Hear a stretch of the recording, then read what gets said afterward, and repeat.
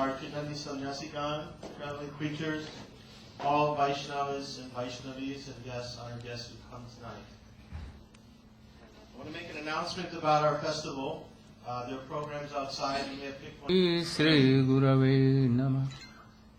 Vancha kalpatarubhyascha kripa sindhubhya cha patitanam pavanebhyo Vaishnavebhyo namo namah. Namo mahavadanyaya Krishna prema pradayate Krishnaya Krishna Chaitanya namne gauratvishe namah. Gurave gaurachandraya radhikaya tadalaya Krishnaya Krishna bhaktaya tadabhaktaya namo namah. Yang prabrajantamanupetamapetakrityam Dvaipayano virahakataraya juhava Putreti tanmayataya tarvo bhinedu Tang sarvabhutaridayam munimanatosmi Tavaivasmi Najvami tvaya bina Iti viggay radhe Tang naimam saranantike.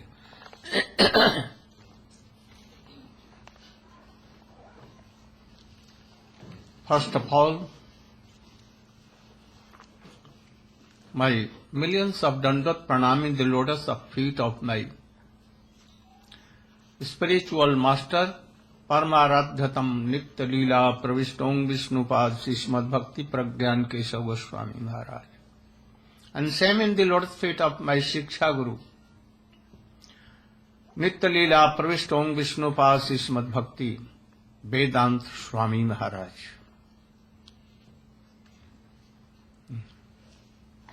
My dandat pranam to all sannyasi vrind and other sajjan sudhi vrinda.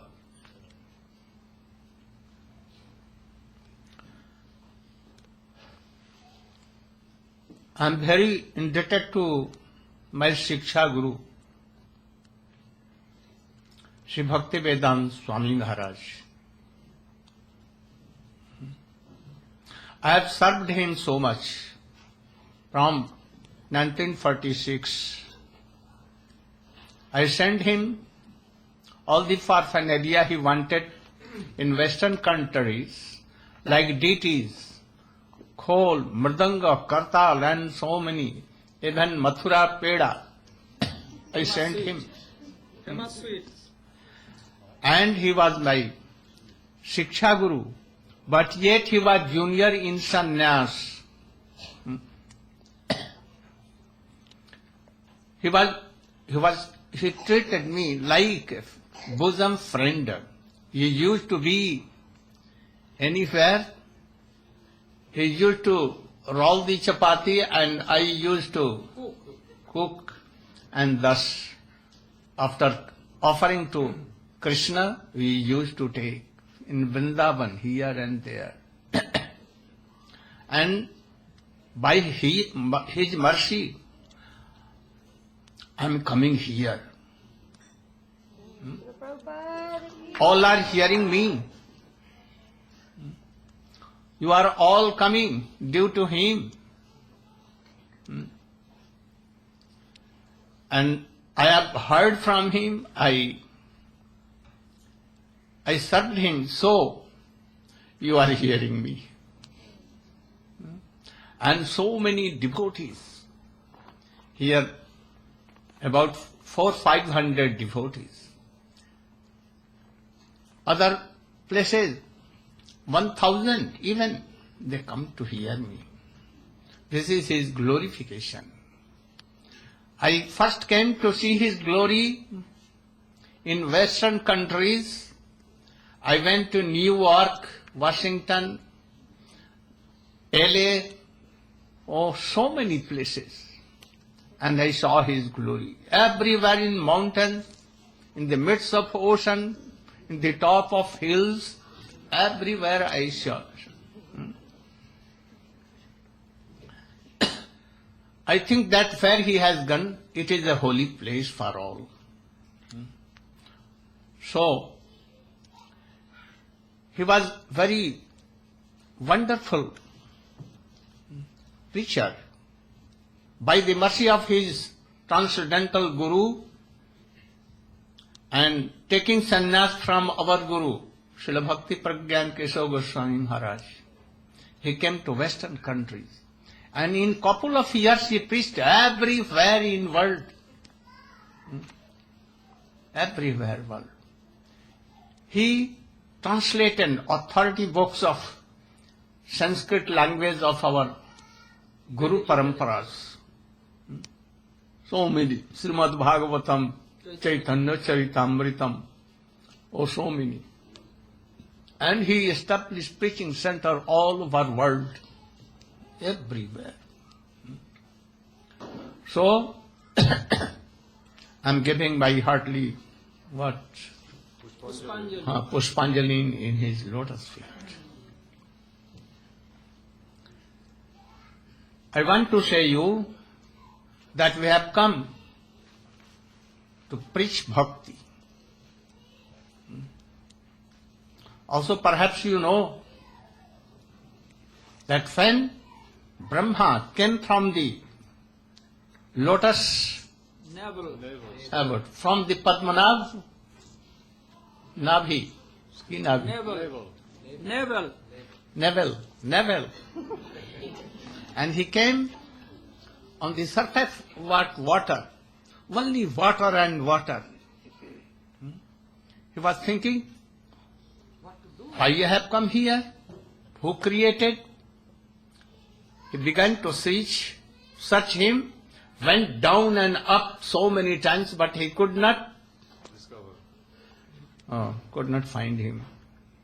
Then taps, there was sound, and by this, I should tap. What? Tap means austerities. Then, thousands of years he was in austerities. And then, Narayana came in his meditation and told him that now I am giving you the power of creation. But Brahma told, Prabhu, I want that you should be merciful to me, that I should not think myself that I am creator of the world. Please. And then he told Chatushloki Bhagavat in 4 slokas. This is called Chatushloki Bhagavat. Brahma, he saw 3 times in all Vedas, Rig, Sam, Yajur, Atharva, Ved, Upanishad and all others, looked very carefully, and he saw that all the souls who has come to this world and they are in endless pain of endless birth and death and very suffering. How they can be liberated? How they can come in the service of Supreme Lord Krishna? So he 3 times meditated and he come to solution that only by bhakti it can come. So the 4 slokas of Bhagavad that is Chatushloki Bhagavat, is the essence of all whole literature, Vedic literature. And he told to Narad, and Narad told to Vyasdev, and he told that you should elaborate them. He told that how can I, that in bhakti yoga, samadhi, in the trance of bhakti yoga, and thus you can see all the sweet pastimes of Krishna, and then you should write it for all conditioned souls. And then he came And he, in trance of bhakti yoga, he saw Pursat Apasat Purusham Purna. He saw Purna Purush. He saw Nanda Baba, Jasoda, all Brajvasi, all gopis, all cows, everything, and all the sweet pastimes of Krishna. Everything he saw. He saw the Ras dance, Bhramar Geet, Venu Geet, Gopi Geet, and others. And then he wrote it. That is Srimad Bhagavatam, now a stage in 12 cantos. And so many sloks, numbers are sloks, 18,000. 18,000. 18,000. So this Bhagavatam is certainly the essence of the whole the Indian Vedic literature. If anyone will follow this Bhagavatam here with Shraddha, with honor, then Krishna will come in your heart. So when Kali Yuga came, after Krishna departure, after 250 years about, then all the rishis, maharshis, like Sauna, about 88,000 rishis and maharshi, all they came to Namisharanya. And the son of Lomharshan Suta, Ugrashrava Suta was there. And they asked him, oh, this very dangerous, fearful Kali Yuga is coming. All will give up their religions. Ladies, male, even sannyasis, brahmacharis will give up their religions. So, please tell us, you have heard from your Gurudev, Sukadev Goswami, everything, Srimad Bhagavatam. And from your mind, you should decide what is the good for Atma. Not for body, he asked. Prayena alpa ayusa yuge jana saat paach karmane.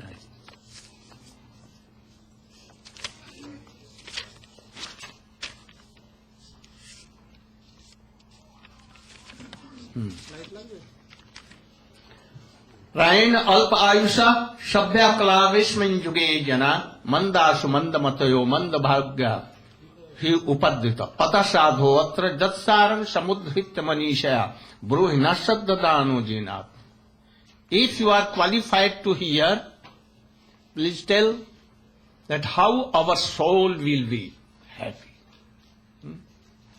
He did not ask for how body will be happy. Because we are not body. This body is a bag of urine, latrine, blood and so many things. From all the part of these doors, 9 doors, bad things coming. Stool, latrine, so many things coming everywhere. So we should not be attached by this. If you are entangled to enjoy by body, oh, you are then deceived. So, they are telling, if we are qualified to hear, please tell us. Then he became very happy. And then he began to speak. He told, Savai Punsang, Paro Dharmo, Jato Bhakti Radhokhaje, Ahetukka Vyavahita Ja Bhakti Purushottame. Certainly, it is highest top of Param Dharma for whole universe, for whole jivas, living entities. Certainly. By serving of Supreme Lord Krishna, there should be no gap in what? Interval. And it should be in the guidance of Guru Vaishnava and continuous, like endless Madhudhara, stream of honey. No break at all. Always day, night, whole life. But must be in the guidance of Guru. Then, and only to please Krishna, nothing else. So this bhakti, service of Supreme Lord, is param dharma of all. Srila Rupa Goswami has also told about this. And what is that? Anna Bhilasita. You should translate.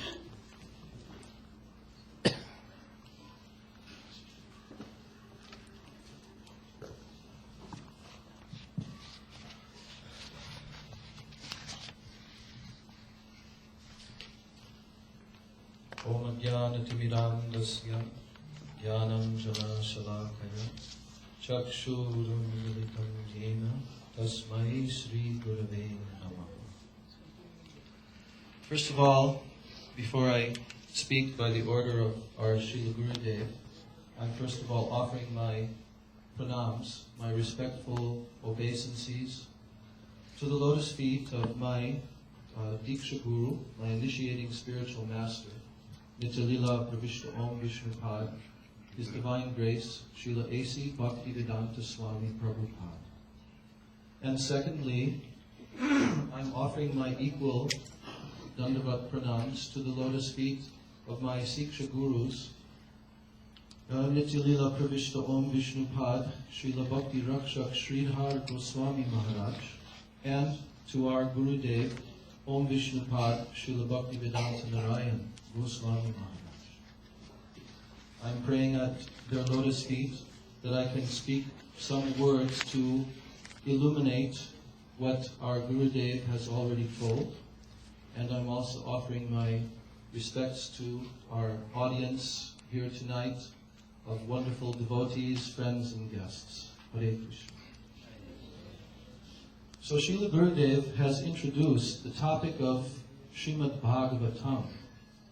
He has explained to us that this literature, composed of 18,000 verses in Sanskrit language, written over 5,000 years ago, and passed down through a chain of spiritual masters and disciples for the past 5,000 years, in an unbroken chain, that this knowledge is the very essence of all spiritual literatures which are coming from India, all philosophical knowledge.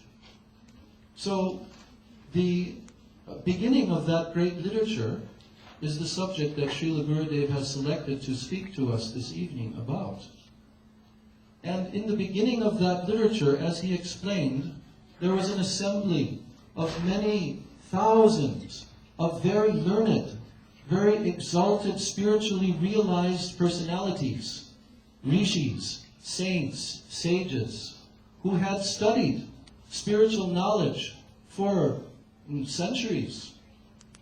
And these personalities assembled together to hear this conclusive knowledge of the Srimad Bhagavatam, spoken by the very great sage Sutta Goswami. So in the very beginning of that literature, the question was being asked to Sutta Goswami by another great sage who was the spokesman of the assembly. His name was Shonaka Rishi. So he requested from him that what is the highest activity that any living being can perform by which they will be able to fully realize their eternal spiritual identity. So, in this verse that Srila Gurudev has cited and has requested me to explain, it is explaining the process of Bhakti Yoga. I'm mentioning this verse.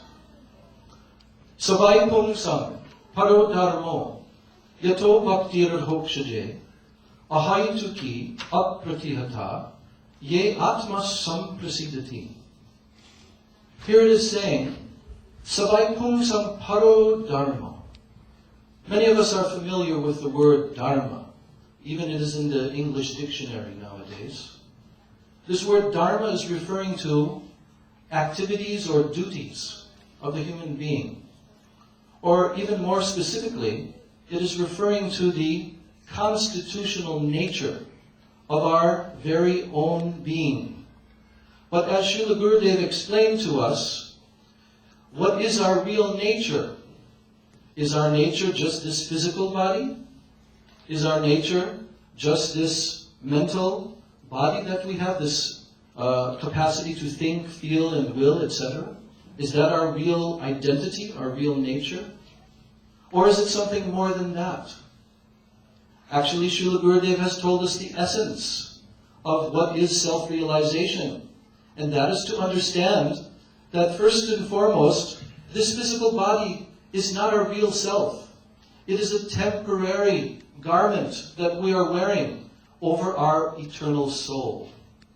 So the whole subject matter of the Vedas is to bring us to a higher understanding of our eternal nature, of our soul.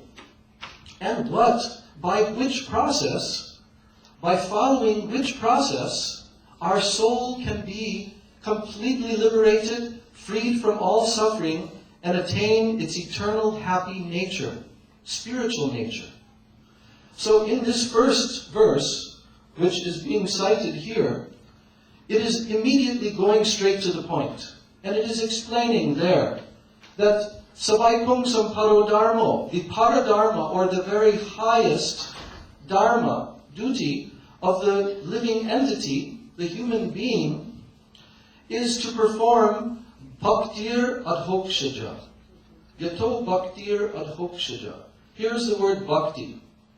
Our festival, this 3 days, is called Bhakti Yoga Festival. And this process of bhakti, this is the highest process which is given in the Vedas to realize our eternal nature and to realize the nature of the Supreme Lord. So, here it is telling that the very highest duty of every living being is to render pure, loving devotion, which is called bhakti. Pure devotion to the Supreme Being, who is the source of this entire creation. That Supreme Personality of Godhead, Sri Krishna, is also known as Adhokshaja. Adhokshaja means that being who is beyond the range of our senses, beyond the range of our mind even, our thinking capacity. He is existing in a transcendental realm, far beyond this material world. But yet, there is a process through which our soul can connect with Him, and that is called bhakti. But what is the definition of bhakti? How can we understand that we are on the pathway of bhakti, that we are truly performing bhakti?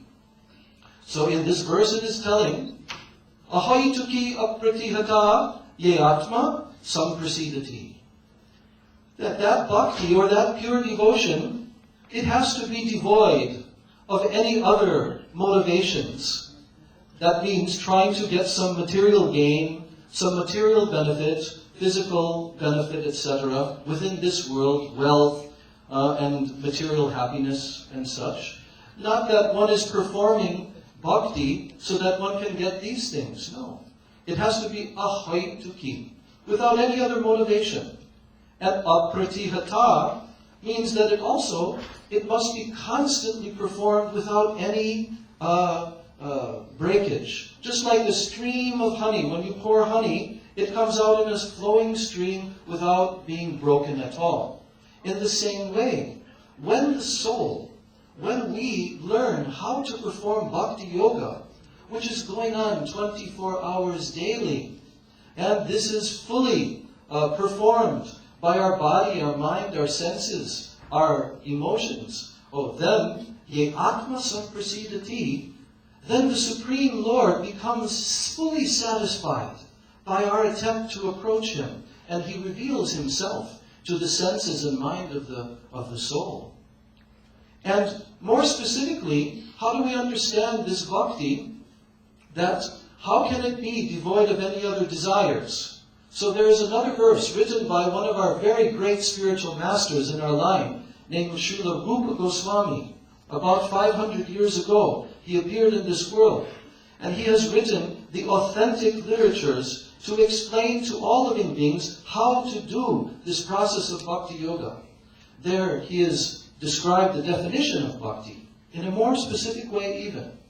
And there he says, Anyavi lashita shunyam, jnana karmadya navritam, anukulyena krishnanushilanam, bhaktir uttama. Here he describes the term uttama bhakti. Uttama bhakti means pure bhakti, without any adulteration. Just like water. Water is originally pure. If you ask for a glass of water, then you are referring to pure water, without anything added or subtracted from it. So, this Uttama Bhakti, which is the highest, purest form of bhakti, which only alone can satisfy our eternal soul and the Supreme Soul, here he's giving a definition of it, and he's telling there, Anya Abhilashita Shunyam. This bhakti must be completely devoid of all other desires. Abhilash means desires. So there are many types of desires within this world that are not spiritual desires, but they're material desires. And they fall into a few different categories. Jnana, karma, yoga.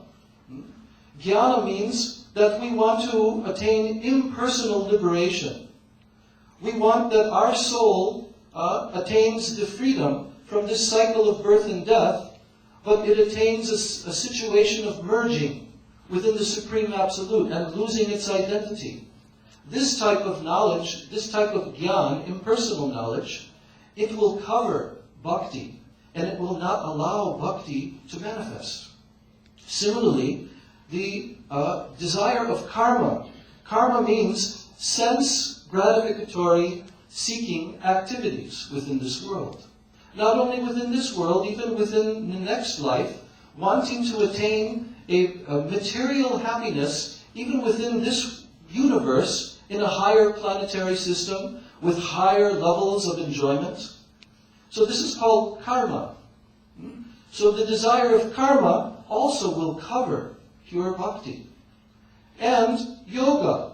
Some persons perform the practices of Ashtanga yoga, Kundalini yoga, goes by various names, which is also mentioned in the Vedas, but their aim and objective is not pure bhakti, but rather that they will achieve mystic powers, subtle abilities to control the material world, and in this way have their selfish type of enjoyment. So these types of activities, they are obstructing the flow of pure bhakti, and actually they cover bhakti. So the definition given here in the first part of this verse is that one has to be devoid of these other types of desires in order for bhakti to be pure. And then the positive definition is given, anakulyena Krishna anushilanam. This means that there is a constant cultivation. Anushilanam means constantly cultivating with one's senses of the body, also the mind, also one's words, and also one's desires, emotions, or moods. So when these are all constantly flowing, as we say, in an unbroken stream like a flow of honey, and anukulyena Krishna anushilanam, that it is performed only for the satisfaction and happiness of Krishna, or the Supreme Being, the Supreme Personality of Godhead, who is also known by many other names, when that devotion is performed for His satisfaction and nothing else, then it is called Bhakti Uttama. It is called Uttama Bhakti or pure Bhakti. So only by this type of Bhakti can our soul become completely satisfied. And the authentic literature of Srimad Bhagavatam has given this type of definition from the very, very beginning to explain that now this great literature of Srimad Bhagavatam, which is going to describe the activities of the Supreme Being, Supreme Personality of Godhead, when He appeared on this earth planet 5,000 years ago. If you want to attain the perfection, now you must hear that, and you must do pure bhakti, and then you will attain this ultimate destination of pure divine love, eternal liberation from this path of birth and death, freedom from all fear, all anxiety, all suffering, and attainment of your eternal relationship with the Supreme Lord. And this alone can satisfy the heart. So this is the definition of pure bhakti, which Srila Gurudev is explaining to us so mercifully. And now Srila Gurudev will continue with this narration of the Srimad Bhagavatam. Hare Krishna.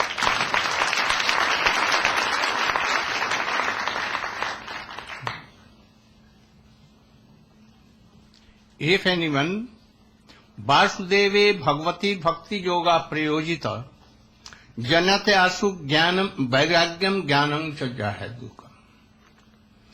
Oh, what bhakti has been told? If it is done, then very soon, automatically detaching from world, detachment of the world, and all kinds of knowledge, Krishna Tattva, Jiva Tattva, Maya Tattva, Ras Tattva, Radha Tattva, Shakti Tattva, everything will come automatically. But Dharma Swanishchitang Punsang Vishwakasein Katha Sujah Nato Tadyan Jadirating Shram Evahi Kevalam. If anyone chanting, doing archan and other activities, but he has no taste in Harikatha hearing, then everything is in vain. He will be very weak. After some time he will give up his chanting, archan and other things. So they are really very fortunate, those who have interest and taste in Harikatha hearing. Also, by hearing, if detachment from worldly desire has not coming, then what we should think? There is certainly any hole in our bhakti. You must know. Then, if anyone hearing is Harikatha, Srinvatang Swakatha Krishna Punya Shavana Kirtana Hridyantasto Jhabdadrani Vidhanot Suhit Satam. If anyone with honor, he is hearing Harikatha, Krishna Katha, this especially Bhagavatam, especially 10th canto, 11th, 12th canto, then Krishna comes in the heart automatically. And what is wrong, what are unwanted things, like a friend, he clears all and sit there. Nashtaprayeshu abhadreshu. At that time, if our abhadra, unwanted things has gone about, something is rest. Then Nityam Bhagavat Sevaya. This Bhagavatam Sevaya, hearing from superiors, and after hearing Anu Suniyat, always hearing from Gurudev or Vaishnava, superior Vaishnava. If they will also tell to others this Srimad Bhagavat Katha, or one Bhagavat is more, that is Bhakta Bhagavat. Aham vedmi soko vetti vyaso vetti na vetti va bhakta bhaktya bhagavatam grahyam na buddhi na cha tikaya, no by mind, nothing. Anyone cannot realize. They may be so learned persons. Only by bhaktya we can know. Why Shankar has told this? Vyaso vetti na vetti va? Why he told? But because he is worshipable incarnation of Narayana. So Krishna may not know anyhow. Gopis knows. Ashra Tattva knows it more better. So they are like Ashra Tattva. So they can understand. And then Vidyate Hridaya Granthi. All kinds of worldly attachment gone, finished. And other what bad karmas we have done, also it goes away. Ato vai kabayo nityam bhaktim paramaya muda vasudevi bhagavati kurvanta atma prasiddham. So, all Kavi means realized souls, like Brahma, Shankar, Sukadeva Goswami, Narada Goswami, Vyas and others, always they do bhakti. And Vasudeva Bhagavati Kurvanta Atma, for happiness of soul. Here soul means not soul our, but soul here super souls, Krishna. If Krishna is happy, then we will be happy. If we are thinking that why Krishna should, and myself, it cannot be. Without sun you cannot see anything.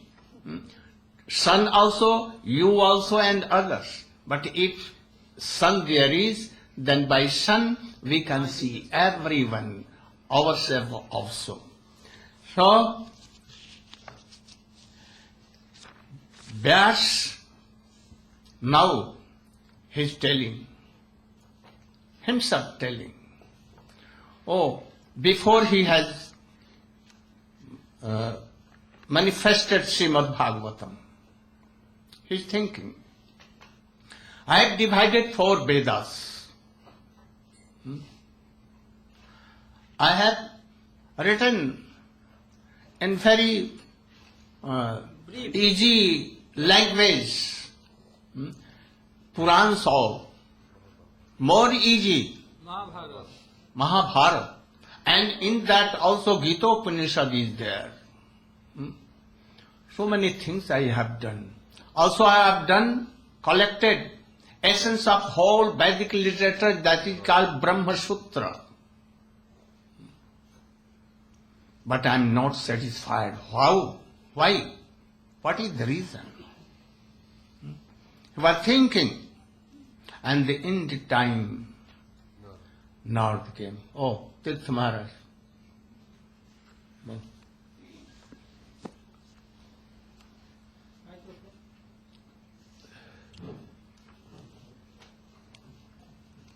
Om Agyate Mirandasva Jnanam Janasavakaya Chashurunmilitam Je Tasmai Sri Gurave Namah Gurave Gaurachandraya Radhikaya Tadalaya Krishnaya Krishna Bhaktaya Tadabhaktaya Namo Namaha.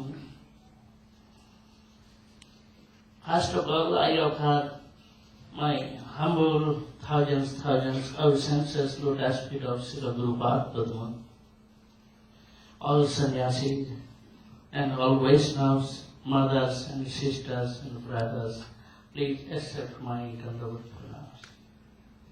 So, now we hear our present Gurudev spoke so many bhakti's manifestations and how is pure bhakti, so all things. And Gurudev also gave a rant about Sri Narada Rishi. Before Sri Sudhusha prayed to Gurudev. How is Gurudev? Stam sarvabhuta hridayam munimanutasmi. When Sudhdev Goswami went in forest, at that time, so Vasudev, Haputra calling to him. But that time, he cannot back return and not give him answer, but necessary to his father going back. At that time, Sri Sudhdev Goswami, inspirations inside of hills, trees, then they are speaking. Oh my dear father, kakasya patiputrada mohe gevahi karma. So everything ignorance. Please go back return. So at that time, see, Sudhva Goswami spoke these things.